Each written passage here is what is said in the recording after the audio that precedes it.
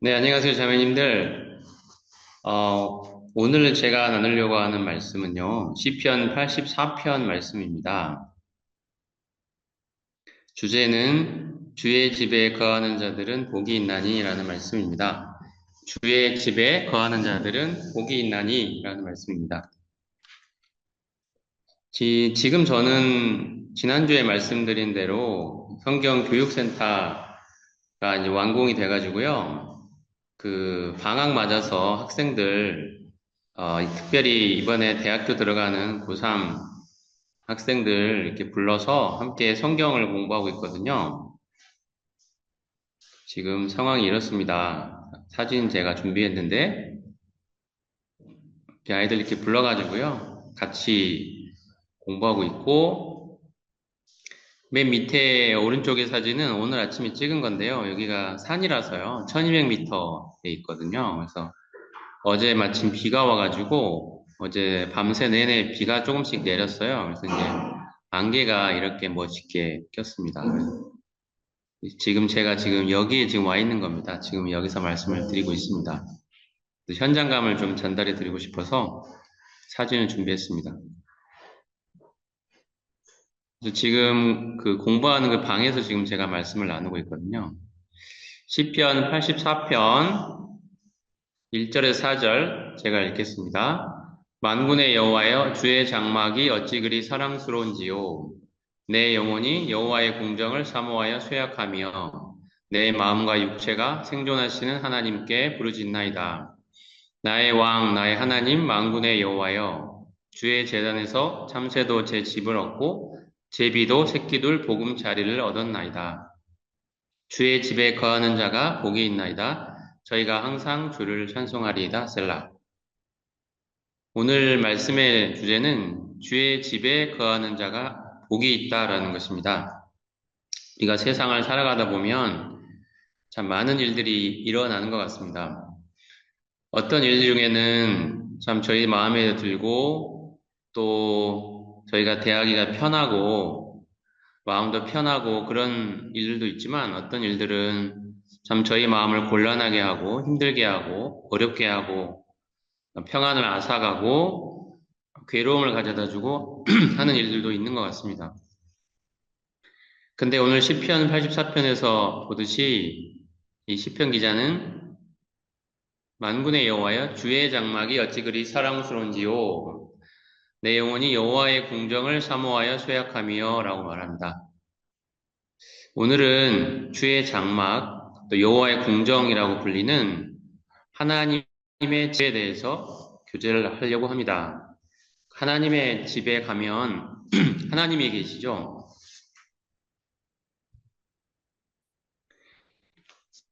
이것은 이제 이 말씀에서 주의 장막이라고 불리는 성경에서는 성막이라고 불리는 곳입니다. 하나님께서 이스라엘 백성을 이집트에서 나오게 하시고 광야 길을 걷게 하신 나서 시내산에 이르렀을 때 하나님께서 이스라엘 백성에게 만들라고 명하신 것이 있는데 바로 그것이 성막이죠. 성막은 말 그대로 하나님의 집입니다. 하나님이 거기 계신 곳이죠.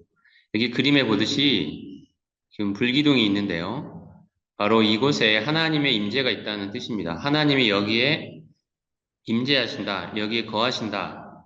그래서 하나님의 영광을 보고 싶은 사람들은 성막에 가면 됐습니다. 성막에 가면 거기에는 하나님의 임재가 있었고요. 하나님의 영광이 있었습니다. 그래서 우리가 세상을 살아나갈 동안에 하나님과의 교제, 하나님의 영광을 바라보는 일, 이 일이 바로 우리에게 늘 새로운 힘을 가져다 주고 우리 마음의 위로와 평안을 가져다 주고 이 세상을 살아갈 그리스도인에서 세상을 살아갈 힘을 우리에게 가져다 주는 것이 바로 하나님과의 친밀한 교제, 바로 주의 집에 거하는 삶이라고 생각이 됩니다. 성막에 가면 하나님의 영광이 가득했습니다. 이 세상과는 비교할 수 없는 참 딱딱하고 때로는 차갑고 때로는 어렵고 힘들게 느껴지는 이 세상과는 정말 비교할 수 없는 놀라운 영광, 하나님의 임재, 하나님의 위대하심이 바로 그곳에 있었습니다. 우리 영혼이 필요로 하는 그런 새로운 힘, 그것은 바로 하나님과의 친밀한 교제에서 온다고 생각이 됩니다. 이게 성막인데요.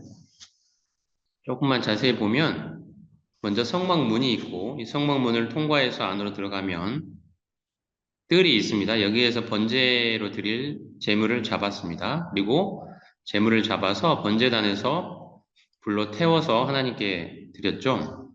그래서 제사가 매일 이루어지고 있던 곳이 바로 이 번제단과 뜰입니다. 그리고 이것은 물두멍인데요. 제사장들이 그 성소에 들어가서 섬기기 전에 그 더러워진 손과 발을 씻는 곳입니다. 그리고 그 안에는 이제 텐트 같이 생긴 곳이 있는데 이제 여기가 회막이라고 불리는 곳이고 그 안에 두 개의 방이 있었는데요. 앞에 있는 방은 성소, 그 안에 있는 깊은 데 있는 방은 지성소, 지극히 거룩한 곳이라 해서 지성소라고 불렸습니다. 왜냐하면 이 지성소에 바로 하나님이 거하셨기 때문이죠. 천지 만물을 지으신 만군의 여호와, 창조주 하나님이 바로 인간 가운데 거하실 때 이 성막 안에 지성소에 거하셨습니다. 그래서 지성소 위로 구름이 피어올랐죠. 이 구름은 바로 하나님이 여기 계시다, 창조주가 지금 여기에 계시다라는 것을 보여주고 있는 상징과도 같았습니다. 모세가 성막을 다 완공했을 때 성경에는 하나님의 영광이 가득했다라고 기록합니다. 그 후에 구름이 회막에 덮이고 여호와의 영광이 성막에 충만함에 모세가 회막에 들어갈 수 없었으니 이는 구름이 회막에 덮이고 여호와의 영광이 성막에 충만함이었으며 출애굽기 40장에서 말씀하고 있습니다. 여기에 언급한 구름은 성경에 쉐키나라고 불리는 구름인데요. 바로 하나님의 임재를 보여주는 구름입니다. 특별한 구름이죠. 하나님이 바로 여기 계시다. 지성소 위에 구름이 피어올랐고요. 바로 그것은 지성소에 바로 하나님, 만군의 여호와, 온 우주 만물을 지으신 바로 위대하신 그 하나님이 그 창조주가 바로 여기에 있다. 그래서 보여주는 것이었습니다. 하나님의 임재를 상징하는 것이었습니다. 쉐키나의 구름. 모세가 성막을 완성했을 때 바로 이 쉐키나의 구름이 피어올랐습니다. 그리고 성막 가득 하나님의 영광이 가득했습니다. 방금 읽었던 말씀처럼 하나님의 영광이 성막을 가득 채웠습니다. 우리가 필요로 하는 것은 바로 이러한 하나님의 임재, 하나님의 영광이라고 생각이 됩니다. 세상에 어떤 일이 일어나든 혹은 우리 주변에 어떤 일이 일어나든 혹은 우리 교회 안에 어떤 일이 일어나든 어떤 성도가 나에게 무슨 말을 하든 무슨 행동을 했든 어떤 일과 상황이 내 삶에 펼쳐지든 혹은 가족 안에서 어떤 일이 일어나든 어땠든지 간에 우리의 마음을 평안으로 가득 채우고 우리의 마음을 쉼으로 안식으로 가득 채울 수 있는 것은 바로 하나님의 임재, 하나님의 영광이라고 생각이 됩니다. 우리가 하나님의 영광을 볼 때, 하나님의 임재 안에 있을 때, 하나님과의 사귐 안에 있을 때, 그 친밀함 안에 있을 때 우리의 영혼은 새로운 힘을 얻고 평안 속에서 걸어갈 수 있다고 생각이 됩니다. 이스라엘 백성의 삶은 이 성막을 중심으로 항상 이루어졌죠. 성막이 이스라엘이 진친 곳에 정 가운데 있었습니다. 우리의 삶의 중심에 정말 하나님의 임재가 있어야 된다는 사실을 잘 보여주는 그림이라고 생각이 됩니다.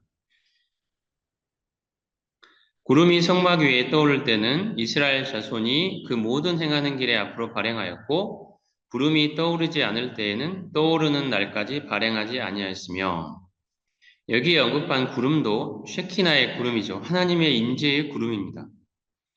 그 하나님의 임재가 떠오를 때는 이스라엘 자손이 또 앞으로 전진했고 만약에 이 구름이 떠오르지 않고 멈춰 있으면 그 떠오르는 날까지 이스라엘 백성도 전진하지 않고 멈췄다라고 되어 있습니다. 이것은 우리의 삶에 하나님이 우리의 삶을 인도하시는 것을 잘 보여준다고 생각합니다.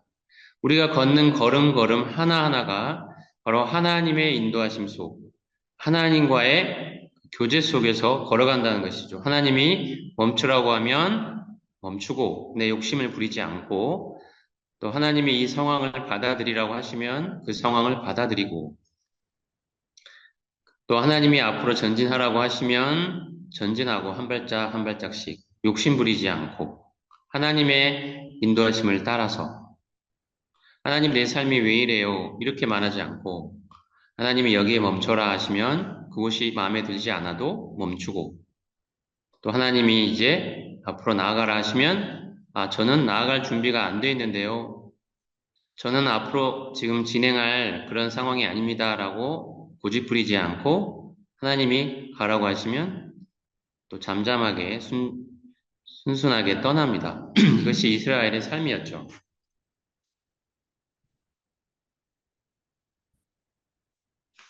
또 출애굽기 말씀 보면 낮에는 여호와의 구름이 성막 위에 있고 밤에는 불이 그 구름 가운데 있음을 이스라엘 온 족속이 그 모든 행하는 길에서 친히 보았더라. 여기서 말하는 구름도 쉐키나의 구름입니다. 지성소 위에 피어올랐던 하나님의 임재의 구름을 말합니다. 낮에는 이 구름이 성막 위에 있었고요. 밤에는 불이 그 구름 가운데 있었다. 그래서 우리가 흔히 불기둥이라고 하죠. 이것은 낮에도 밤에도 하나님이 우리의 삶을 지키고 보호하신다는 것을 잘 보여주는 그림입니다. 밤에 불이 있음으로 인해서 또 밝음이 있었고 또 따뜻함이 있었죠. 그 광야에 아주 밤이 되면 정말 차갑고 춥지 않겠습니까? 그곳에 바로 불이 있었기 때문에 이스라엘 백성은 따뜻하게 그 밤을 보낼 수 있었습니다. 우리의 인생의 낮이나 우리 인생의 밤이나 항상 하나님이 우리의 삶을 지키고 돌보시고 보호하고 계시다라는 것을 보여줍니다. 때로 우리의 마음에 하나님 정말 내 삶에 이런 어려움들이 변화되지 않고 그대로 남아있는데 하나님 정말 나와 함께 하시는 게 맞습니까? 하나님은 정말 나를 지키시는 게 맞습니까? 라고 때로는 내 마음에 의심이 찾아올 때도 있습니다. 왜 이런 일이 계속 내 삶에 생기고 또 이런 어려운 상황이 없어지지 않고 또 내 마음을 힘들게 하는 그 일들이 집안에서 교회 안에서 또 세상 속에서 계속 일어나고 있나요? 라는 질문이 우리에게 있을 수 있습니다. 네, 하지만 오늘 아침에 저희가 정말 하나님은 어떤 상황과 환경 속에서도 우리를 끝까지 버리지 않고 지키고 돌보시고 보호하고 계시는 분이다. 그 하나님의 보호는 아직도 진행 중이다. 결코 하나님을 한순간도 우리를 떠나거나 버린 적이 없으시다는 것을 지금 하나님의 임재의 구름은 우리에게 분명하게 보여주고 있습니다. 그러니까 우리의 삶에 일어난 일들은 다 하나님의 뜻이 있는 거죠. 우리의 고집, 때로는 우리의 생각 때문에 눈이 가리워져 못 보고 있을 뿐입니다. 성막이 그들의 이스라엘 백성의 삶의 한가운데 자리 잡고 있을 때 하나님의 임재를 보고 싶었던 하나님의 영광을 바라보고 싶었던 사람들은 하나님의 성막 가까이로 나아갔습니다. 그들의 마음에 하나님을 향한 추구심, 하나님을 향한 진지한 열망이 있는 사람들은 이 성막 가운데로 가까이로 나아간 거죠. 그리고 이렇게 노래를 했습니다. 시편 63편처럼 하나님이여 주는 나의 하나님이시라. 내가 간절히 주를 찾되 물이 없어 마르고 곰핍한 땅에서 내 영혼이 주를 갈망하며 내 육체가 주를 앙모하나이다. 내가 주의 권능과 영광을 보려 하여 이와 같이 성소에서 주를 바라보았나이다.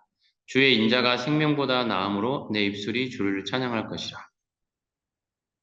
이 시편 기자는 정말 하나님의 임재와 하나님의 영광을 그 하나님과의 친밀한 교제를 사모하고 열망했다라고 말합니다. 그래서 주의 영광, 주의 권능을 보려 성소에 나아간 거죠. 성소에 왜냐하면 하나님의 임재가 있었기 때문입니다. 그 당시에는. 그래서 이 시편 기자는 고백하기를 주의 인자가 내 생명보다 낫다. 주님의 성소에서 발견하는 그 주님의 인자하심, 그 주님의 긍휼과 주님의 사랑, 이것이 내 생명보다 낫다는 거죠. 주님의 인자하심이 없는 그 삶은 차라리 죽는 것이 낫다는 의미라고 생각이 됩니다. 주님의 인자를 발견하지 못하는 삶은 차라리 죽는 것이 낫다.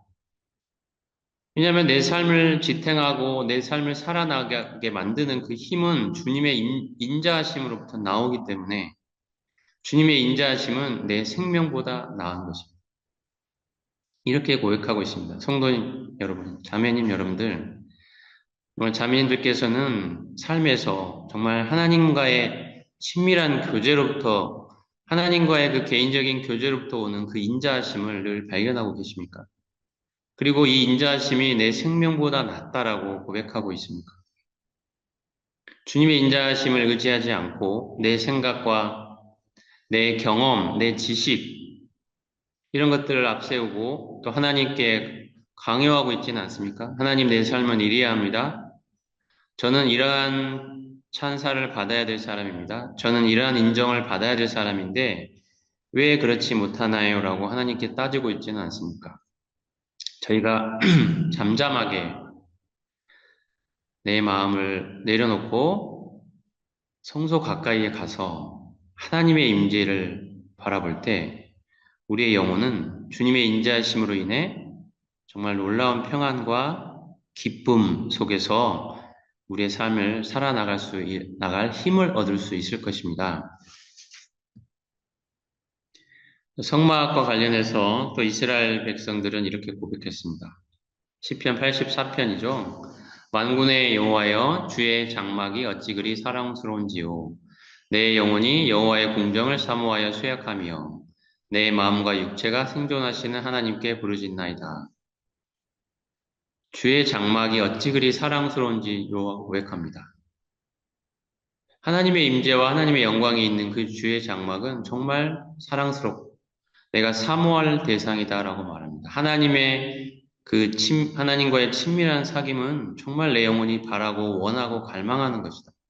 정말 얼마나 하나님의 영광은 나에게 놀라운 것인지, 하나님의 임재는 나에게 얼마나 사랑스러운 것인지, 말할 수 없는 그 친밀함으로부터 오는 그 기쁨, 그 평안, 그 힘이 그들의 삶을 살아나가게 만드는, 지탱하게 만드는 원동력이었습니다. 얼마나 여호와의 궁정을 사모했든지 쇠약할 정도였다라고 말합니다. 우리의 마음에도 이러한 사모함이 있어야 된다고 생각합니다. 하나님의 임재를 사모하는 것, 사람들의 인정을 사모하는 것이 아니라 사람들의 평판을 사모하는 것이 아니라 하나님과의 개인적인 교제로부터 나오는 그 힘, 하나님과의 그 친밀함 속에 나오는 내 영혼의 기쁨, 만족, 이것이 우리가 사모하고 바라보아야 될 것이라고 생각이 됩니다. 아까 읽었던 시편 84편 말씀에서도 주의 장막과 함께 여호와의 궁정을 말했습니다. 여호와의 궁정은 솔로몬이 지었던 성전을 가리키는 것이죠. 이 성전도 바로 여호와의 집이었습니다. 하나님의 집, 성막과 마찬가지였습니다. 솔로몬이 성전을 완공하고 하나님께 바칠 때 이렇게 기도를 했습니다. 주께서 전에 말씀하시기를 내 이름을 거기 두리라 하신 곳 이 성전을 향하여 주의 눈이 주야로 보시오며 바로 이 성전에 하나님께서 자신의 이름을 거기에 두겠다라고 약속하셨다라는 거죠. 하나님이 여기에 계시겠다라는 뜻입니다. 하나님의 이름과 하나님의 임재가 여기에 있습니다. 하나님의 궁전, 성전 안에 있습니다. 솔로몬이 기도를 마침에 불이 하늘에서부터 내려와서 그 번제물과 제물들을 사르고 여호와의 영광이 그 성전에 가득하니 성막에 바로 하나님의 영광이 가득했던 것처럼 성전에도 하나님의 영광이 가득했다라고 말합니다. 왜냐하면 이 성전은 성막과 마찬가지로 하나님의 집이었기 때문입니다. 하나님이 여기 거하시는 곳입니다. 여기가 성전이죠. 여기가 바로 솔로몬이 지었던 여호와의 궁정이고요. 번제단도 있고 성막처럼 성소도 있고 또 그 내밀한 곳에 지성소가 있었습니다. 바로 여기에 하나님의 임재가 있었죠. 지성소 안에. 우리는 우리의 내면 안으로 깊이 지성소 안으로 깊이 들어가는 것처럼 깊이 들어가야 된다고 생각합니다. 하나님과의 정말 친밀한 교제는 우리의 영 안에서 일어납니다. 번제단을 지나 성소를 지나 이제 우리는 지성소에 이르러야 합니다. 세상이 주는 번잡함, 사람들이 우리에게 주는 그런 번잡함들을 다 내려놓고 우리의 영 안으로 깊이 들어가서 하나님을 사모하며 하나님의 임재를 사모하며 하나님과의 깊은 교제 속으로 들어가야 합니다. 지성소 안으로 들어가듯이. 바로 거기에 하나님의 임재가 있습니다. 세상의 시끄러운 소리에 귀를 닫고 우리의 마음 속에 하나님을 사모하면서 하나님과의 깊은 사귐 속으로 들어가는 우리가 되면 좋을 것 같습니다. 여기에 바로 우리의 힘이 있습니다. 우리의 영혼의 만족이 여기에 있습니다. 사람들의 인정과 사람들의 평가에 있지 않고 바로 우리의 삶의 만족과 기쁨은 바로 하나님과의 깊은 사귐 안에 있다는 거죠. 우리의 영혼이 바로 거기에서 힘을 얻습니다. 우리의 힘은 지성소에 있습니다. 여호와의 임재가 거기 있기 때문이죠. 그래서 시편 기자들은 늘 하나님께 고백합니다. 내 영혼이 여호와의 공정을 사모하여 쇠약하며 내 마음과 육체가 생존하시는 살아계시는 하나님께 부르짖나이다. 살아계신 하나님, 돌아가시고 죽어버리고 그런 하나님이 아닌 거죠. 지금도 여전히 그 능력과 그 권위와 그 임재로 살아계시는 그 하나님께 우리의 영혼은 계속해서 부르짖어야 한다는 것입니다. 하나님, 제가 당신을 사모합니다. 당신의 과의 친밀한 사귐에서 오는 그 만족과 기쁨을 제가 사모합니다. 하나님, 제 영혼을 당신의 영광과 그 능력으로 당신의 신실함으로, 당신의 위대함으로, 당신의 영광으로 가득 채워주십시오. 하나님이여 사슴이 시냇물을 찾기에 갈급한 같이 내 영혼이 주를 찾기에 갈급하나이다. 내 영혼이 하나님 곧 살아계신 하나님을 갈망하나니 내가 어느 때에 나아가서 하나님의 얼굴을 배울까? 저도 이제 여기 선교지에 있으면서 여러 가지 일들이 일어나는데 어떨 때는 마음도 상하고 성도들이 또 변화되지 않는 모습들도 보고 연약한 모습들도 보고 또 제가 나름대로 수고한다고 하는 수고에 비해서 열매가 잘 없을 때 이런 것 마음이 참 힘들 때가 많이 있는 것 같습니다. 여러 가지 일들도 선교지에서 일들이 일어나기도 합니다. 이제 주변에 삶 속에서. 그럴 때 이제 때로는 평안이 사라지고, 때로는 절망감을 느끼기도 하고 그럴 때도 있는 것 같습니다. 마음이 번잡스러워지고 그럴 때도 있죠. 그럴 때를 통과하면서 제가 또한 발견하는 그 하나님이 주시는 그 교훈은 그 하나님과의 사귐입니다. 하나님과의 친밀함. 그 세상의 어떤 것도 또 어떤 사람들로부터도 얻을 수 없는 하나님과의 직접적인 교제로부터 오는 친밀함. 그것이 제가 살아가는 힘이고 저를 지탱해주는 원동력이고 또 저로 하여금 주님을 닮게 만드는 그러한 요소라고 생각이 됩니다. 그러한 영혼의 만족, 하나님부터 오는 기쁨, 이것이 없이는 삶을 지탱해 나갈 수가 없습니다. 이것이 있을 때 제 영혼은 새로운 힘을 얻고 기쁨을 얻고 만족을 얻고 하루하루를 살아갑니다. 마치 사슴이 그림에 보듯이 시냇물을 발견하고 그 시냇물을 마시고 하루하루를 살아가는 것처럼 이스라엘 땅에는 물이 많지 않다고 하더라고요. 저도 가보지는 않았습니다만. 그래서 그 물을 발견한다는 것이 굉장한 일이었죠. 동물도 마찬가지고 사람도 마찬가지입니다. 물을 찾았을 때 그 기쁨은 말할 수가 없는 것이었습니다. 하나님이여 사슴이 시냇물을 찾기에 갈급한 것처럼 내 영혼이 주를 찾기에 갈급하나이다. 내 영혼이 하나님 곧 살아계신 하나님을 갈망하나니 우리의 영혼의 갈망은 바로 살아계신 하나님을 향한 갈망이라고 생각이 됩니다. 왜냐하면 그 하나님과의 교제로부터 오는 힘만이 우리를 살아가게 만들기 때문입니다. 우리의 참된 기쁨이기 때문이죠. 우리의 참된 영혼의 만족이기 때문입니다. 우리는 어디로부터 힘을 얻고 있습니까?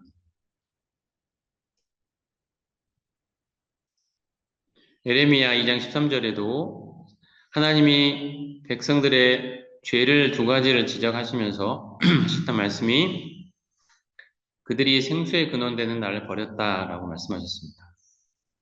생수의 근원되는 하나님을 버리고 스스로 다른 데서 만족을 찾아서 기쁨을 찾아서 다른 곳으로 가버렸는데 사람들은 돈을 구하고 권력을 구하고 애인을 구하고 친구를 구하고 인기를 구하고 어떤 기쁨을 구하고 지식을 구하고 명예를 구하죠. 이런 것들이 우리에게 만족과 기쁨을 줄 것으로 생각합니다. 하지만 이런 것들은 방금 읽은 말씀에 물을 가두지 못할 터진 웅덩이라고 말씀합니다. 잠깐은 기쁨과 만족이 있는 것 같지만 이런 모든 것들은 금방 우리 곁을 떠나 사라지고 맙니다. 그리고 우리의 마음에 남는 것은 공허함 뿐이죠. 말할 수 없는 공허함이 우리를 찾아옵니다. 이 주변에 있는 이런 모든 것들은 잠깐은 우리에게 기쁨을 줄 수 있지만 그들은 계속해서 변화되는 것이고 결국 우리 곁을 떠나고 맙니다. 잠깐 있다가 사라지고 맙니다. 하지만 하나님은 변함이 없으시고 우리를 항상 지키시고 우리의 삶을 돌보고 계시는 분이십니다. 그리고 하나님 우리에게 자신의 변함없는 영광을 보여주고 계시는 분입니다. 우리의 영혼이 하나님을 찾기만 하면 우리는 하나님과의 깊은 사귐 속으로 들어갈 수 있습니다. 우리의 참된 만족과 기쁨이 바로 여기에서 나오는 것이죠. 그래서 오늘 읽은 말씀처럼 나의 왕 나의 하나님 만군의 여호와여 주의 제단에서 삼세도 제 집을 얻고 제비도 새끼들 보금자리를 얻었나이다. 주의 집에 사는 자들은 복이 있나니 그들이 항상 주를 찬송하리이다. 어떤 자들이 복이 있다고 했습니까? 바로 주의 집에 사는 자들, 주님과의 친밀한 사귐 안에 거하는 자들, 주님의 영광을 매일 바라보고 사는 사람들, 그 사람들이 바로 복 있는 사람들이다. 돈이 많은 게 복이 아니고, 꼭 몸이 건강한 게 복이 아니고, 자식들이 다 잘 되는 게 복이 아니고, 또 주변 사람들이, 또 가족들이, 또 교회 성도들이 나를 칭찬하고 인정해 주는 것이 복이 아니고, 바로 주님의 집에 거하고 있는 것이 복이라고 말씀합니다.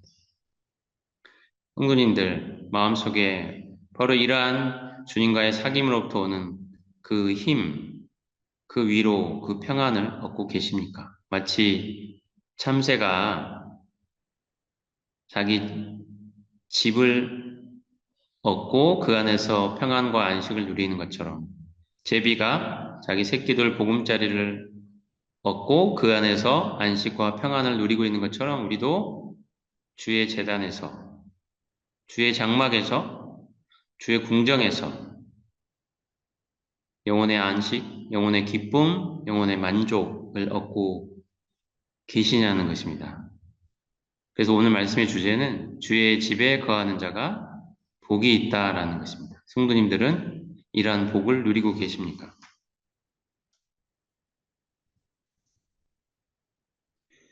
시편 84편 5절에서 8절 말씀을 좀 더 읽으면요.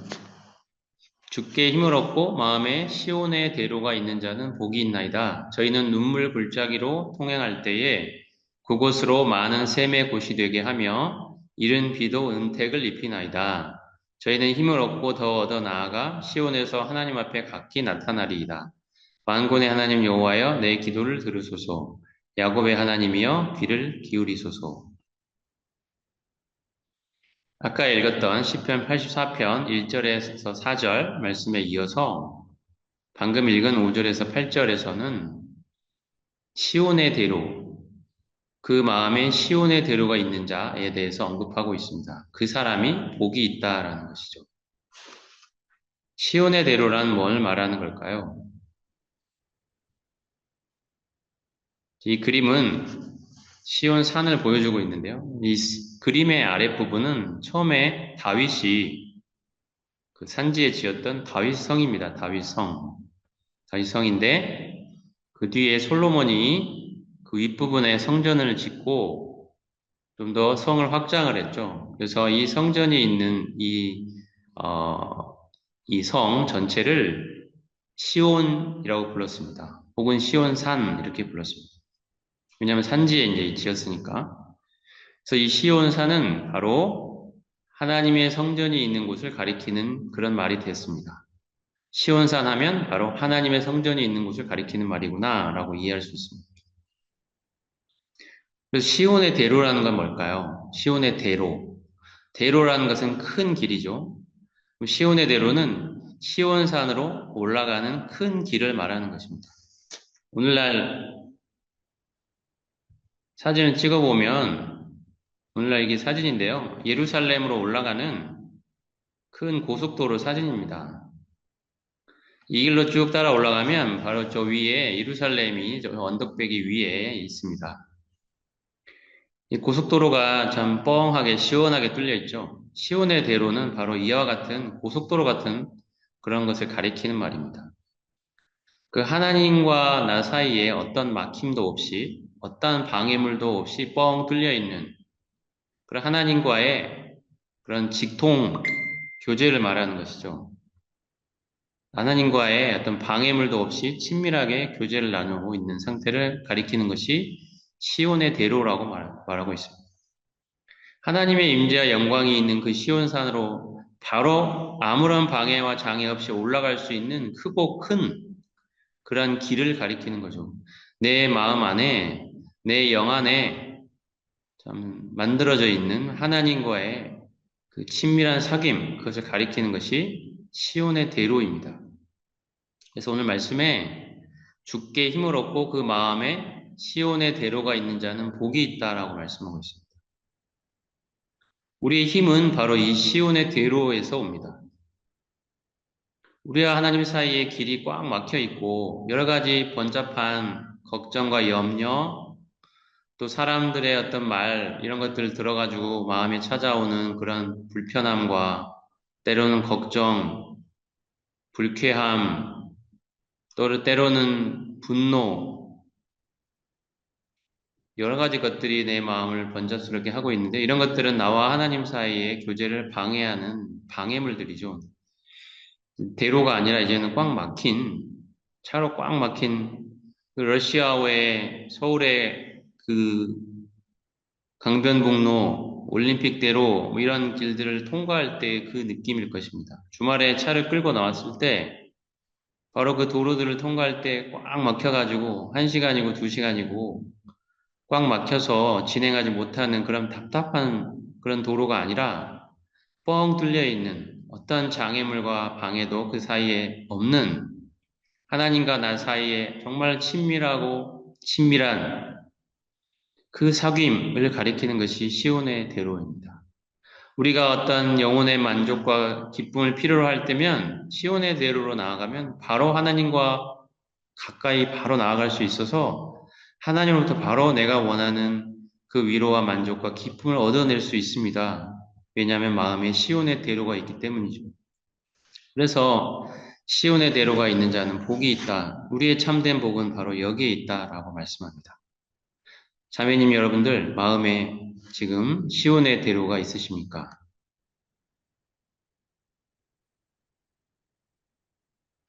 마음에 시온의 대로가 있는 자가 누리는 복에 대해서 더 말하고 있는데요. 그들이 눈물 골짜기로 지나갈 때에 그곳에 많은 샘이 있을 것이며 이른 비가 복을 채워주나이다. 우리의 인생은 이 그림처럼 정말 물도 없고 때로는 정말 간조하고 삭막하게 인생이 참 느껴지는 경우도 많이 있는 것 같습니다. 그래서 눈물 골짜기라고 표현하고 있죠. 많은 눈물을 흘려야 되는 곳입니다. 때로는 자식 때문에, 때로는 가족, 남편 때문에, 때로는 가족이 일어나고 있는 여러 가지 경제적인 어려움들 때문에, 또 내 몸에 일어나는 육체의 어떤 질병 때문에, 또 여러 가지 다른 주변의 사람들로부터 내가 겪는 그런 여러 가지 일들, 여러 가지 말들 때문에, 때로는 집에서 혼자 남들이 보지 않는 곳에서 눈물을 쏟아야 되는 그런 삶이 우리의 삶인 것 같습니다. 그래서 말씀에 눈물 골짜기라고 하지 않습니까? 이 골짜기에 눈물이 가득 채워져 있는 거죠. 남몰래 흘리는 눈물. 이것이 우리의 인생인 것 같습니다. 그런데 감사한 것은 우리의 마음에 시온의 대로가 있을 때 그 세상 누구도 알아주지 못한다 하더라도 나와 하나님 사이에 그 친밀한 사귐이 있다면 그 시온의 대로가 있다면 우리 삶이 때로 눈물 골짜기와 같게 느껴진다 할지라도 그곳에 많은 샘이 있을 것이라고 말씀합니다. 샘. 샘은 영혼의 만족과 기쁨을 말하는 것이죠.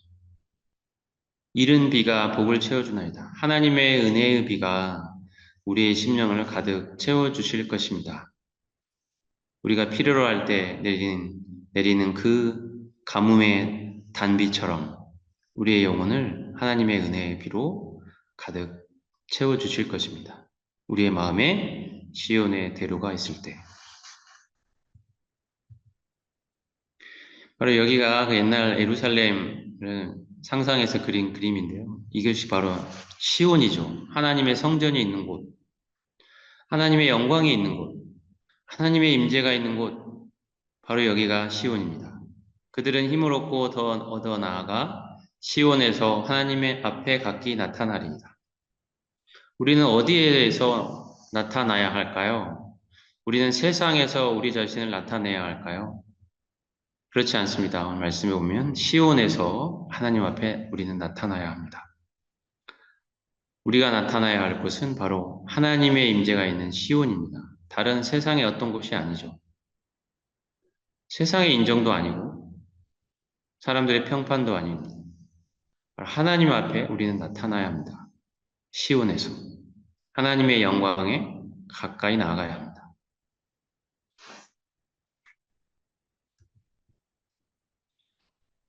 그 다음에 이어서 9절에서 12절 말씀을 보겠습니다. 우리 방패이신 하나님이여 주의 기름 부으신 자의 얼굴을 살펴보옵소서. 주의 궁정에서 한 날이 다른 곳에서 첫날보다 나은즉 악인의 장막의 거함보다 내 하나님 문지기로 있는 것이 좋사오니 여호와 하나님은 해요 방패시라. 여호와께서 은혜와 영화를 주시며 정직히 행하는 자에게 좋은 것을 아끼지 아니하실 것임이니이다. 만군의 여호와여 주께 의지하는 자는 복이 있나이다. 아멘. 시편 84편 기자는 이제 시편 84편을 마무리하려고 합니다. 그러면서 고백하는 것이 주의 궁정에서 한 날이 다른 곳에서 첫날보다 낫다. 다른 곳은 주님의 임재가 없는 곳이죠. 그것은 세상일 수도 있고 혹은 내 마음에 어떤 주님과 가까움이 없는, 주님과의 친밀함이 없는 그런 상태를 가리키는 말일 수도 있다고 생각합니다. 우리의 마음이 세상을 향해 가 있을 때의 그러한 상태를 말하는 것이죠. 하나님의 임재 안에 있지 않고 하나님과의 사귐 안에 있지 않고 우리 마음이 다른 곳에 가 있을 때가 있습니다. 저 사람은 저게 있네. 저 사람은 돈이 많네. 저 사람은 내가 없는 저것을 가지고 있네. 다른 사람을 부러워하고 때로는 시기하고 사람들이 가진 것으로 인해서 내 마음의 평안이 사라지고 다른 사람들의 평판이 좋냐 나쁘냐에 따라서 내 마음의 평안이 사라지고 때로는 생기고 때로는 우쭐하고 때로는 실망하고 이러한 것들을 왜 그러냐면 우리의 마음이 다른 곳에 가 있기 때문이죠.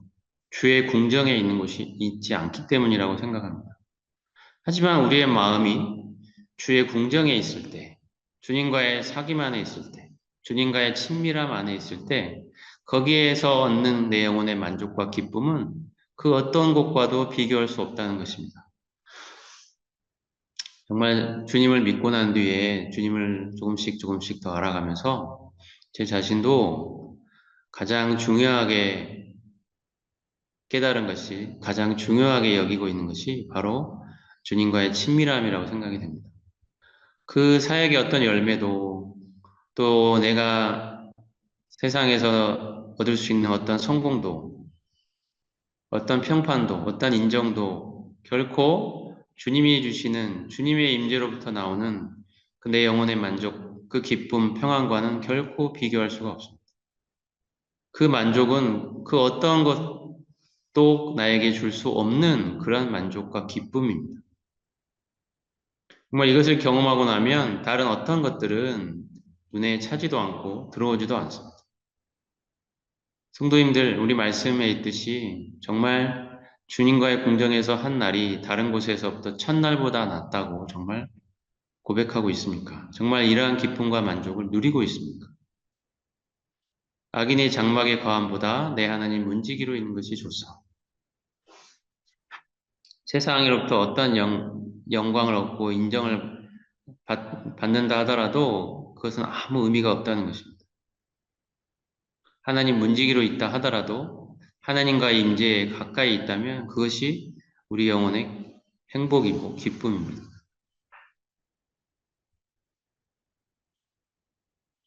주의 궁정에서 한 날이 다른 곳에서 첫날보다 나은즉 악인의 장막의 가함보다 내 하나님 문지기로 있는 것이 좋사오. 여호와 하나님은 해요 방패시라. 때로는 우리 마음이 높아져서 다른 사람이 나를 이 정도는 인정해줘야 되는데 왜 그렇지 못하지? 내가 가진 어떤 열심, 주님을 향한 어떤 수고 이런 것들을 왜 다른 성도들이 알아주지 않지? 내가 가진 생각과 이런 아이디어 이게 더 좋은데 왜 반영하지 않지? 이런 것들 때문에 마음이 심란하고 때로는 화도 나고 불편하고 할 때도 있죠.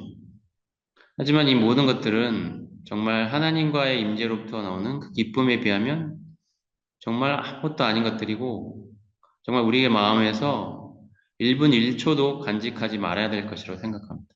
이런 것들을 던져버리고 정말 하나님만을 오직 사모하면서 하나님 제 영혼을 당신의 영광으로 가득 채워주시고 주님의 임재로부터 오는 그 새로운 힘으로 정말 독수리에 날개치는 것 같은 그러한 힘을 저에게 주십시오. 제 영혼이 오직 하나님으로만 만족하기를 원합니다.